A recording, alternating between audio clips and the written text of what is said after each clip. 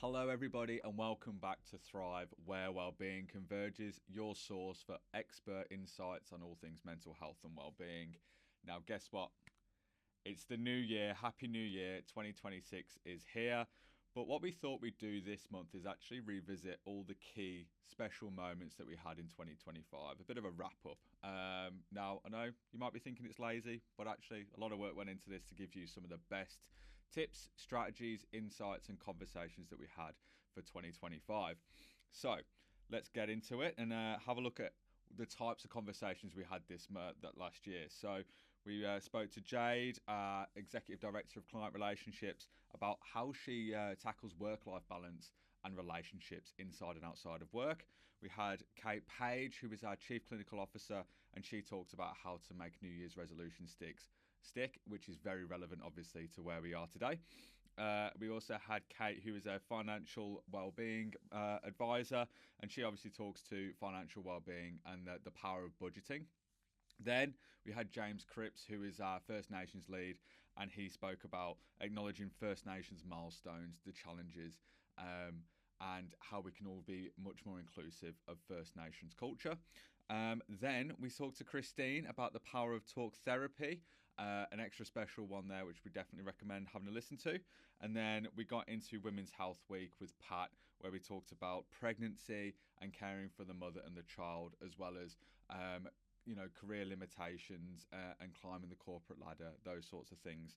And then we got into November with Mitch, where we talked about inclusion, workplace and societal, and making sure that, we're all doing our part to be as inclusive as possible. And then finally, we spoke to Marcella about nutrition, the gut-brain connection, how food influences your mental well-being, and obviously stress. So strap in, have a listen, and enjoy this month's episode of Thrive. We all accomplish a lot in our lives, and we can accomplish a lot in a day. We can accomplish a lot in 20 minutes, half an hour, 10 minutes even, and not actually going back to reflect on that accomplishment that you've actually achieved. I think you're almost sort of doing a disservice to yourself, because celebrate those key milestones and celebrate those. I love that. I think that's awesome. Hence why that kind of walking to and from work for me, or the journaling, because I actually slow it down and go, oh, you achieved a lot today. That's where I find it's the most important part of the day for me. Yeah, definitely. So I'd like to also sort of delve deeper into that work-life balance, and obviously we've got your strategy. How does that sort of look on a day-to-day basis with, obviously, you're a senior leader with a lot of responsibilities, high workload. You've also got a family, a young family as well, and something that our listeners probably don't know about you as well. You've got a child with a disability too. Yeah. So how do you navigate that, but make sure that you have time for yourself? Yeah. It's hard. I think not 1 or 2 days, again, are the same. So for me, my son's diagnosis with autism, level 3. He's nonverbal and he's 4 years old. That really changed the way that I had to balance work. At the time, it was really interesting. Again, this is just my experience. I didn't want anyone to know, because I didn't want to feel judged, or that I wasn't going to still invest the same amount of my time and my energy and my skills into the role. But over time, I realized this was actually part of my journey, if anything, to make me a better leader, to be able to support others that had different family dynamics, and that it's okay, you can still be incredibly successful and work hard, but still have time for you and your family. So I'm very fortunate that we set up very quickly, when my son got his diagnosis, a way in which our family could operate to support him, support me, and support everyone else. So my husband is a full-time carer. And again, I'm incredibly grateful that we're in a position where we can make that work. But we were quite determined that that's the path we wanted for our son, and obviously our daughter, who's a little bit older. So we had to make sure she was cared for as well. And then also what I found is actually feeling okay that I could share it with my colleagues at a senior leadership level. I know for some people it's completely your choice. However, for me, I'm very guarded. I realised as part of my growth, I did have to share that there was a change in my family, and that this was going to be really important. And if anything, it was all in my head at the time, where I thought I was going to be judged. It's actually been the opposite. And if anything, for me, I found it quite nice that I could have open conversations about my family, because I spend so much time at work. The relationships I have with my colleagues are very similar to family, just a little bit different, that I did want to be able to share that with colleagues at work. And sometimes it was explaining I need time off or start a little bit later or accommodate a medical appointment. And that's completely fine. That's what we do with organisations. And I think there's been a big evolution as well, particularly over the last 10 years, that those things are okay, and it doesn't make you any less of a leader because you have to prioritise your family. So that's been a big journey for me. Having time for myself, again, going back to my self-care strategy, it's knowing that 5 minutes is good. It doesn't have to be a certain amount of time, but it does need to be for you. But that comes down to communication. Communicating with your partner and your family on what you want to achieve, because I found where my frustration stemmed from is I had all of the things in my head on what I wanted to do, and it might have been going for a facial. I don't know if people do that, but I didn't actually communicate it, but then I expected everyone just to know what I was doing, and I realized, oh no, that was 100% on me, where I didn't tell my partner enough in advance that I did have a 12 o'clock appointment booked to just go and have some time for myself, which he was fine with, but I didn't communicate that, so that's on me. So I just found ways in the house is we keep lots of notes on the wall. We have a little one of those magnetic calendars that you use the whiteboard markers, and that's to make sure though that everyone in my family also feels they have time and space. My son, it is quite challenging, and it can be quite overwhelming for my partner as a full-time carer. So I've also got to make sure he has space, as much as, caring is a full-time role. I need to make sure he's also got his outlet for care as well, because if not, the family dynamics, when everyone stops communicating and everyone's a bit grumpy because we haven't shared how we're thinking or what we're feeling, becomes really challenging. So that's been really big for me in the last 4 years. So. Yeah, definitely. Because I think it's one of those things as well, like you were talking about before with your colleagues and stuff like that. You spend like 80% of your life at work. Like I probably see my boss more than I see my partner in a week. So it's one of those things. I think it's very key. And do you think that sort of I think we're all guarded in some way at work. There's, you don't want to share all your deepest, darkest secrets with your colleagues, that kind of thing. Yeah. But do you feel like it may derive from some form of stigmatization in that area, or? Yeah, I think it might. So this again is just kind of my opinion. Work still has to deliver business outcomes. And I think that's probably where that shift between a personal relationship and a work relationship stems from, because you still need to set boundaries in your relationships at work, because it's got to be professional. And when I was talking in the first episode, I was reflecting on a journey that I had in retail, but it was one of the best forms of feedback that I'd ever been given, where my state manager said to me they had never seen somebody that can build a personal relationship but still keep the professional boundaries. And that's a skill that I've had. It can blur, and it's really easy, and it can be quite challenging, and I've blurred it at times, don't get me wrong. I'm not perfect, but that feedback for me was critical to understand. Having a personal approach and treating people as individuals is incredibly important to ensure we get professional outcomes. So I think that's why the depth of the relationship is a little bit different from what you would have at work to personal, but that is really, really important. And when I reflect on some of the best leaders I've ever had in my life, it was those that had those same traits, being able to still engage personally and have an understanding, but still be very professional at the same time to still get the outcomes that are required from the organisation. Yeah, it's probably a blend, isn't it, of like, you can have that sort of personalised relationship, but also be business focused. Of course you can. Because it can go either way. If you're too business focused, then you can sort of taint relationships. But then if you're not professional enough, exactly, has the same risks. It's even a problem. So exactly. As I said, new year, new me. Let's unpack that. So obviously we're in the new year. It's 2025. Many of our listeners may have already set out or commenced their New Year's resolutions, or may not have even thought about it. But obviously, it's a very hot topic this time of year. So, what types of resolutions do you often see in practice? Yeah, it's a great question. And I love how you introduced it as well, the dreaded New Year's resolution. And I think it's worth making the point that some people love doing New Year's resolutions and other people don't at all subscribe to that. And I think it's very much dependent on your personality. But most people at some stage during the year, and I've heard for some people it's actually September or after the financial year, for others it's in January, they will sit down and make goals. So I think if we're talking about that, some of the common goals or resolutions that are made often, unfortunately or fortunately, from the place where people think they're not good enough. So from a deficit, I'm inadequacy kind exactly. I'm eating badly, therefore I need to change my diet. I'm not exercising, therefore I need to run a marathon, etc. So, but for other people, it's aspirational. So they might want to travel, or they might want to buy a house, or change jobs or roles. So it really depends on the person. But yeah, a lot of it comes from people thinking that they're not good enough. Okay, yeah. So I suppose it has that underlying sort of intrinsic value, doesn't it? Where it's like, I'm inadequate, so I need to do something so big and bold that's going to really push me to be this sort of person. I know I don't want to speak for everyone else, but I'll speak for myself. I know like every year I try and make a New Year's resolution, and it normally falls to the wayside by February. And obviously for a lot of people, they are hard to maintain. So I suppose, why do people struggle to maintain and make New Year's resolutions stick? And I don't think you're alone there in any way whatsoever, Curtis, and I can relate to that as well.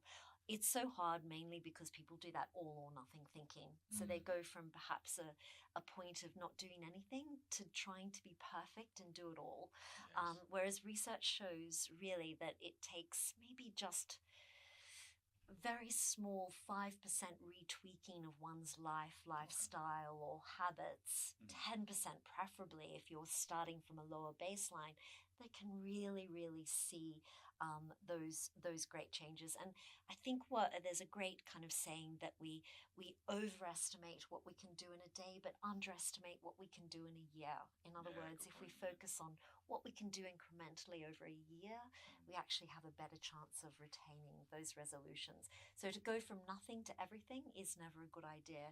To go from nothing, or what is usually the case, something, to a little bit more is usually how people stick to those resolutions. I suppose it's that that sort of like marathon analogy kind of thing. Like, I've not exercised all year. I'm now going to go run a marathon, and just think, okay, I'm going to go sign up for the Melbourne Marathon, or if Melbourne even has a marathon, but I'm going to sign up for a marathon and go and run it with little to no practice or effort. So I suppose, do you think it's that sort of thing is making our goals realistic? So you can have this objective, this big, grand objective that you want to achieve, but is it sort of distilling that into small goals, which I suppose you could look at that in every aspect of a New Year's resolution? Do you think that's sort of the best way to approach it? Absolutely. Being grounded and making it realistic is really, really important. And to be honest, as you were talking, it just made me think more about the whole mental health issue. We're always looking for the quick fix. We're always looking for the magic wand that might actually change our life. And we want it dramatic and we want it to be fast. So that's why we tend to really, really make our resolutions, perfect or a lot better than what we think is better than where we are in life. And it's a temptation. I can relate to that. You can probably relate to that as well. But that isn't the recipe for success. And it is exactly what you said, which is that it's about keeping it grounded and really basing it on reality. And I think, to be perfectly honest, probably some of the best models of goal setting or philosophy that helps with goal setting is Buddhism, because they really come from a very grounded reality of what actually life is about, and have really realistic expectations of what's achievable as well. Yeah, definitely. So I suppose then if you look at it for, obviously our listeners, they've probably started, it could be something as simple as I want to do, start at 2K, and then make my way up to being able to run 5K, 10K, whatever they want to do. Or it could be something like quitting smoking or abstaining from alcohol for a certain amount of time, something like that. What would be your advice for helping them to stay, helping our listeners to sort of be like, I want to make this stick. What's something I can do to adapt?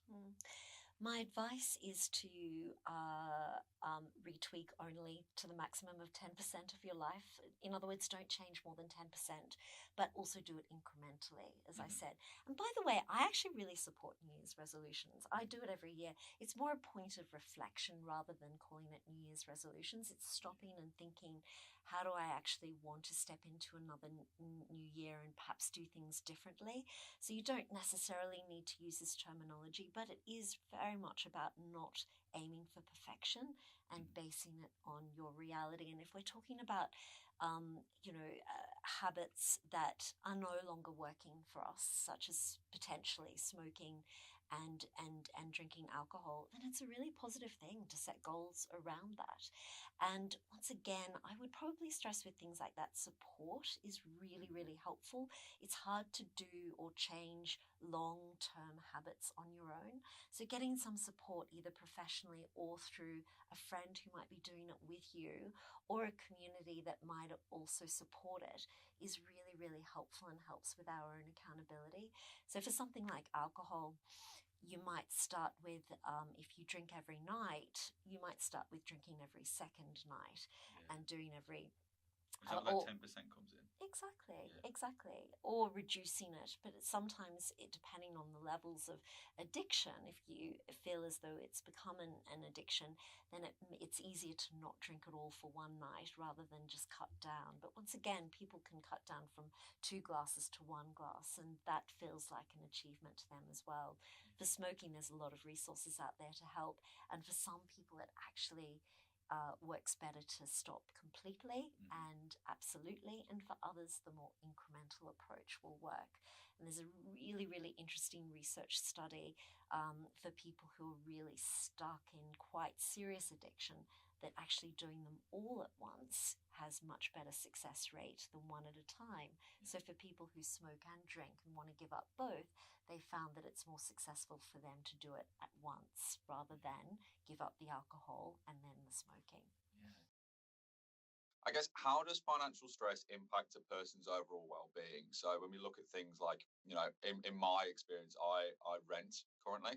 I'd love to buy a house. I'm only 28, so I don't know if that's ever going to happen. But basically, yeah, so like rents have always gone through the roof. It's really hard to find rental properties. Same thing on the other side for people with a mortgage. So expensive. Groceries are through the roof. Utilities are through the roof.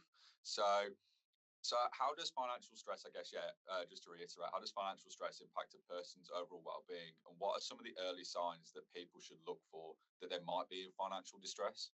Yeah. So, Curtis, it's financial stress and anxiety. It's a huge impact on our overall well-being. And people often feel like they've just got this black cloud following them around. It feels like it's almost, just hanging around in the back of their heads all the time. Because I think when you think about every time we spend money or save money, it just sparks an emotional response. We might not even be aware that that's happening. It's a subconscious situation a lot of the time, but it's a real reaction that affects our confidence, it affects our self-esteem, it affects that overall feeling of security. And for me, I think that that's the one thing that is the most important for us just as humans. We want to feel safe, we want to feel secure. People don't want to feel vulnerable and unsure of their future. So, finances are difficult. It really chips away at that feeling of security, and our safety is often just eroded over time. So, it has that impact on the individual, but it also is more widespread. It really affects relationships, it affects our partners, it affects our children, all of our loved ones. If one person's financially distressed, it can actually have a huge flow on effect. It also affects us at work and our productivity and our performance. So it's a pretty big impact when somebody's feeling financially distressed. I think those early signs that you're talking about, that for me is broken into practical items and also emotional ones. So the practical ones just being that feeling of being overwhelmed, feeling that you're living pay to pay, feeling that you're just not catching up, maybe feeling like you can't engage in social activities that you'd like to because you just simply can't afford it. And then the emotional perspective, that fearfulness, that anxiety, And, that can present in different ways, maybe from people not sleeping very well, waking early in the mornings, not wanting to think about their money, trying to find ways of switching off. People often will resort to alcohol or other substances just to check out for a little while. Yeah, ease the pain, Yeah, I guess. Yeah. absolutely. Yeah. And that's a Definitely. cycle. It can make it worse. Yeah, definitely. Because I suppose it's one of those things where it's like, because we're looking at me and my partner are currently looking at our finances and whatnot. Because yeah, we're looking at hopefully buying a house one day. But it's the little things that you look at, like the subscriptions add up. Because obviously there's so many of them, and then it's buying your coffee in the morning, and it's just doing those little cutbacks. Because yeah, it's $3, $18 for a subscription or something like that. But it all adds up to thousands in the long run, doesn't it? Yeah, absolutely. And what I find really interesting is, um, Curtis, for your age and for my son who's 17, growing up with subscriptions is just part of your normal life. Yeah. Whereas when I think, I was in my 20s and 30s, that just wasn't even a thing. We didn't need to think about it. But all of a sudden, we've got all these subscriptions that we feel like we just can't live without. Yeah, they're hard to let go of, aren't they? You become a bit attached, I guess. Yeah. And then, yeah, because it's a weird one, isn't it? Like, just to unpack that a little bit more, I guess. Because as we lead into the next question, obviously, these sorts of things, do you see that, like things like subscriptions or buying your morning coffee or, you know, training into work rather than driving and paying for parking, those sorts of things. Do you think those little cutbacks can help reduce people feeling overwhelmed?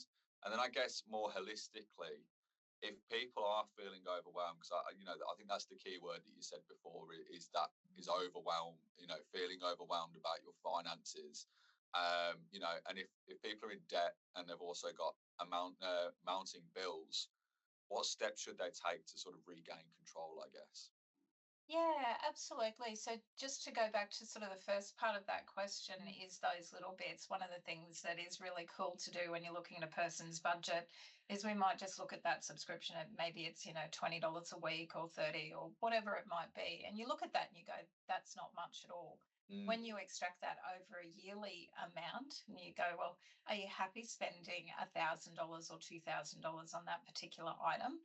And there's just this real sense of understanding of how that $20 can add up over a relatively short space of time. A year goes by so quickly, and then you can extract that out over a 5-year period. And it just has a really great impact for people to go, well, no, I'm actually not happy spending that amount of money. And if I had that amount of money, I wouldn't be spending it on coffee or on this subscription. I'd go and do something different with it. Yeah, So exactly. Yeah, because I think it's one of those little things as well. And sorry, I'll get you to answer the second part of the question, but it's just sort of pumped into my head before. yeah. I guess that like I know, like obviously with smoking and cigarettes and stuff like that, it's obviously the health benefits are the biggest thing to quit, but a lot of the advertising surrounding, in conjunction with the health benefits is the financial aspect, I guess. So there is a point to this, listeners, I do promise. But I suppose when people are spending like $30 a week on a pack of cigarettes, and then you end up over a lifetime when you work out how much that is, it's an exponential amount of money. I suppose that is quite applicable to what you're talking about. So the side of like the subscriptions and the coffee and all that sort of stuff. So I guess looking at it holistically then, so if people are feeling overwhelmed about debt and bills and things like that, like what do you suggest people do to try and regain that control? Yeah, there's definitely just some little habits. First and foremost is also always that mindfulness, just that knowledge. Often people are just sort of ticking along and not really taking a lot of interest in what's happening. But just that moment when you can have a look and be engaged in your money and don't just leave it up to chance. I think sometimes that's really hard to face up to as well. But things are not going to improve without intervention. The other part is that practical part, making a list of your income and expenses. For some people, that can be really challenging and confronting to do that. But once they do it and they can see the effect of what's coming in versus what's going out, there's often these amazing light bulb moments. I think the other thing is to realize that it takes change and to make peace with that. I often think of your money like exercise and nutrition. We don't sort of go to the gym one week and expect that we're going to be looking amazing the following week. It's really interesting with finances. People think, oh, we'll just, spend a little bit of time on this and everything's going to change. We need to really understand that it takes a lot of time to have an impact. And as you've just said, realizing that those small amounts add up incredibly over a small amount of, over time. I think the other thing too is trying not to get persuaded by social media and by friends and peer pressure and family. Again, I feel incredibly fortunate that I grew up when I did, because none of that was around. So the temptation was a lot less than what it is now. So, James, what are some of the incredible strengths and achievements of First Nations communities that you think more people should know about? Because obviously, we like to be prepared at Converge. We're filming this actually on the first day of Reconciliation Action Week. We've got Mabo Day coming up as well, and National Sorry Day. I think it was last month or this month. What do you think that, like, there's obviously the big milestones, but what are some of the ones that people may not know a lot about that they should? I think the milestones are, again, where we've got to now. Like, we've overcome a significant 12 months with the referendum, the Yes No campaign, and I think the milestone is to build upon relationships and meaningful relationships with Aboriginal communities. This helps our business, like even the way we deliver services, the way we interact with our customers and our clients. Having a First Nations voice at every level of the business is just so crucial if we want to reach those longer lasting permanent outcomes for people and communities. Jumping back to talk therapy, why is it so effective? In the sense of it's a tricky question. Why is it so effective? Well, I suppose it sort of depends on the person, obviously. Because, people are going to react or find, some people might decide to do more exercise-based or art therapy or anything like that, where they get more out of it than talk therapy. So I guess in terms of, like, as a modality, why is it effective? And what's the value, I guess? Okay, yep. Yeah.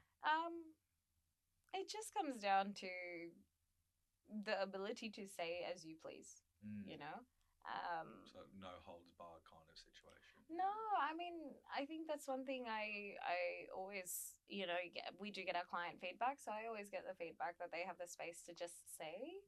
There's also sometimes a person, in talk therapy, you can engage with them to figure out what's going on, what's that. We won't always get it right, that's one thing, but majority of the time, if a person just really says what they actually truly feel, there's a level of like a weight's lifted off. A release that's come out. It's almost cathartic sometimes, and they're not wrong. When you share the pain, it becomes easier to hold it.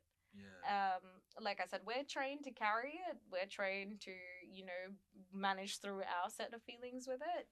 In that empathy we carry for you, we are aware of the pain and everything that you're taking on.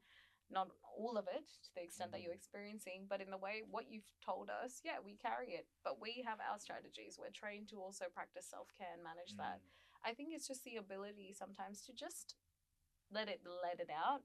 And we can get so wrapped up, right? So just if we think about our day to day, there are so many reasons why probably, I should have shut down last weekend and not done a thing, because there's just that much going on, So you can sort of sit there and think, right, there's a lot going on.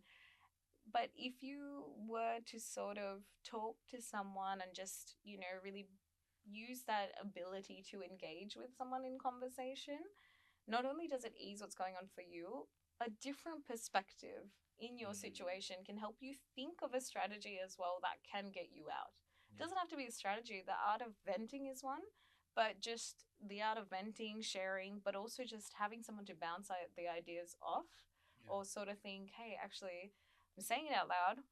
It may not be as bad as I'm thinking. I may have taken this too far. Or, no, this is really bad. This is a really dark hole. Help me.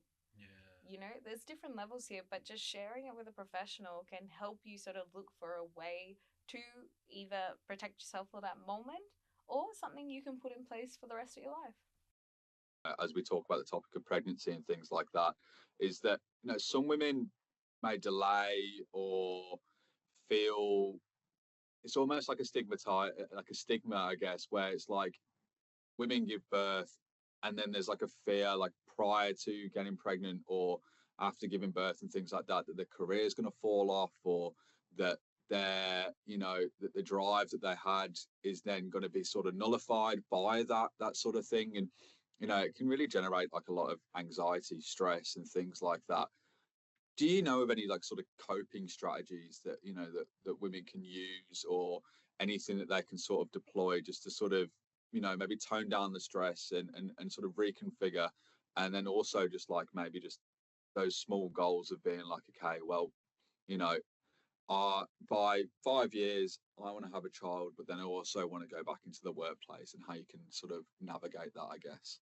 Yeah, thank you. I think, we have to acknowledge that it is quite a big transition for a woman to have a baby, have a child. Um, Massively. yeah, and every birth and pregnancy is different, particularly the first one, because you don't have any experience, you don't know what's going to happen, you have no idea. There's no instruction manual about how to deal with a crying, screaming baby. So it's quite a large adjustment for women, and we just have to make space for that, I think, both individually but also as a community. Um, so things such as looking at how to get support and building a routine can be really helpful. So thinking about how that the first few days and weeks of after having a child looks like. It could be that you've got some frozen meals stored in your freezer, or you've got someone coming in to help you in those first few weeks, whether it's mum or someone else. So I think also women giving themselves permission not to get everything right. I think that's incredibly important, because we often have this unsaid pressure of being perfect, when you're a mother, a new mother especially. So aiming for progress and not for perfection, and making time for rest is really critical. So, if baby's having a sleep, you can have a sleep, for 20 minutes and Mm-hmm. recharge. And being able to say no, I think that's something that for a lot of women, it's hard to say no and not feel guilty. So being able to say no, and setting out time for pause and rest and giving permission and acknowledging you're not going to be able to do all the things that you used to do before baby came along. So also not seeing that as failure or that you're doing anything wrong, but just that it's part of the transition, I think is really Yeah, important. definitely. Yeah, and needing Yeah, to care for children is such a lot of energy is yeah, required to be caring for a young baby. So we need to be able to sustain ourselves as mothers for the marathon, because it is a long haul. definitely. Yeah, Yeah, it can 18, 20, 25 for some people, maybe even 30 years of caring. And I suppose that caring role never goes away. You're always going to love your children no matter how old they are. I'm 28 and I still have a close bond with my mum, and that caring role has never gone, it's never dissipated. So you know I suppose I'd like to take a second just to sort of just say thank you to all the women that that do influence people's lives, and do make such a change and inspire so much. It's an incredible thing that a lot of women do, to be able to you know help us all flourish. And yeah, it's so important to make sure that people feel gratitude, and that and that the women in our lives feel that you're grateful for the support that you're providing. So yeah, that was just a second for me to say thank you so much to all the mums, all the aunties, all the carers, bosses, colleagues, friends. Yeah, it's so important to make sure. I suppose if we look at things sort of, women's health more holistically, I guess, so women's mental well-being more holistically, sort of the workplace, home life, loads of different elements. There's boundaries that can get blurred, or there's trying to take on too much, or people being overbearing, or like you said before, difficulty saying no.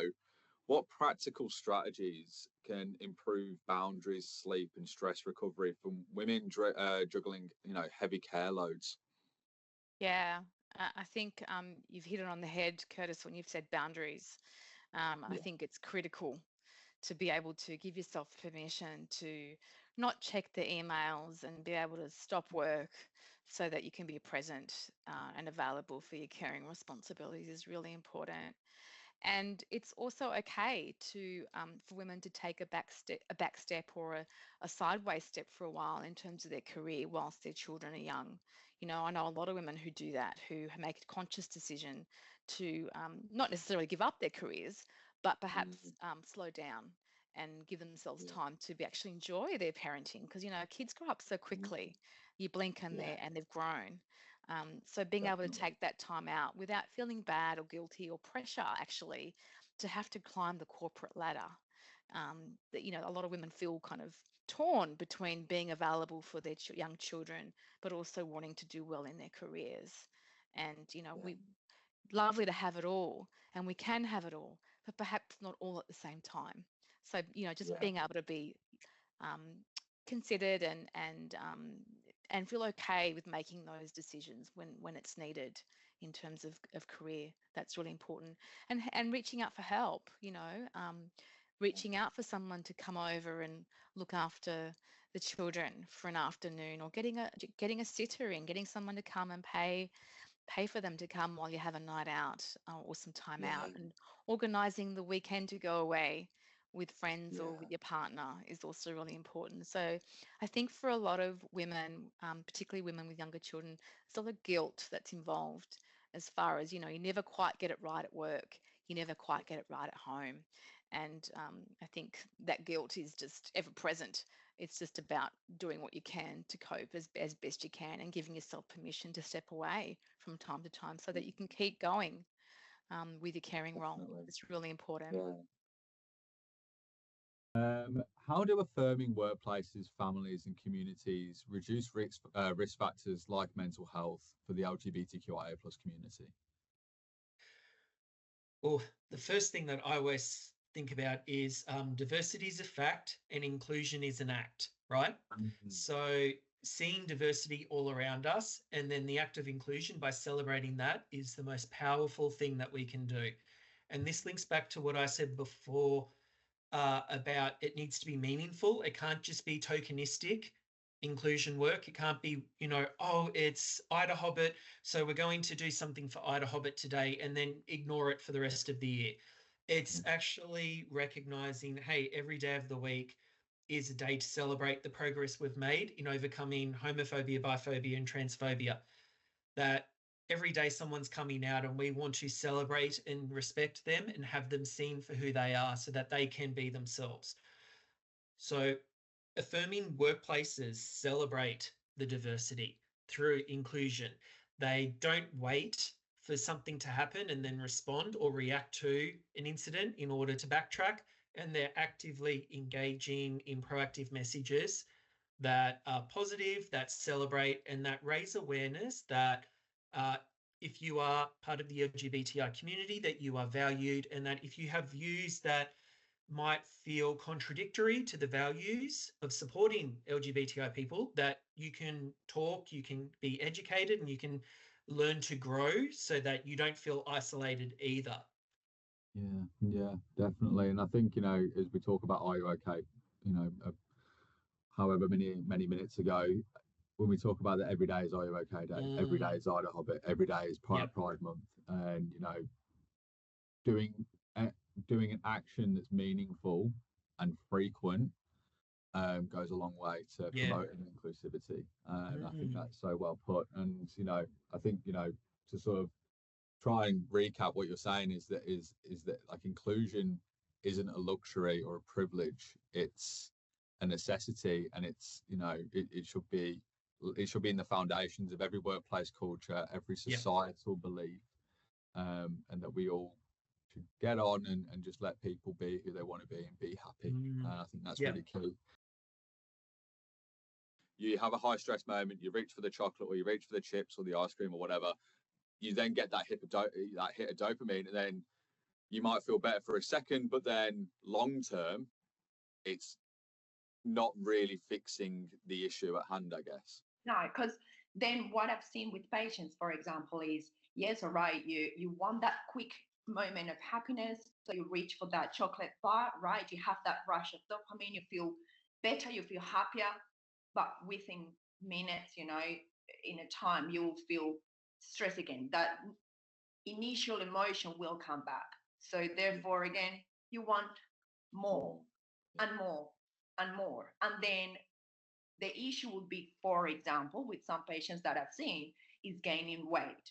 But that's also stressful. So that's just a snowball, is more stress, more eating, more stress, more eating, and it's just making it worse and worse. And that is when it could potentially become a disordered eating or an eating disorder. So, um, and that's why when we say it's depending on how you control that mood, and what other strategies we can find to help it, that is not just based in food.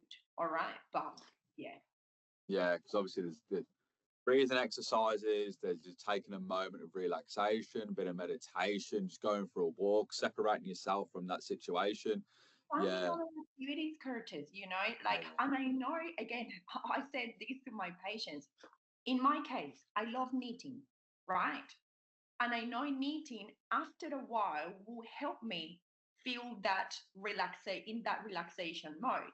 But it takes longer for the brain to feel that relaxation than if I was to have just chocolate, right? It will be a very quick response.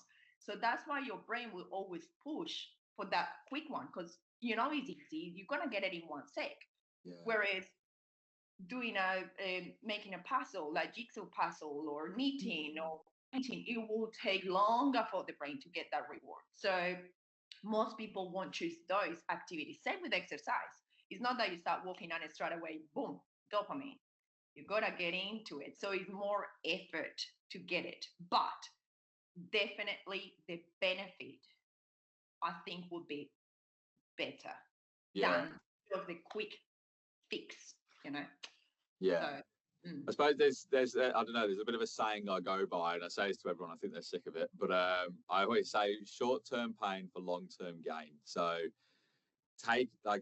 not going for the short-term gain for the long-term pain is obviously doing it the other way around and making sure that, yes, for a moment you might feel a bit highly stressed, but at the same time, the long-term gains of doing exercise or having healthier foods and controlling those and having it in moderation, obviously it might feel like a bit painful to start with, but then obviously long term there's a lot more benefit and reward.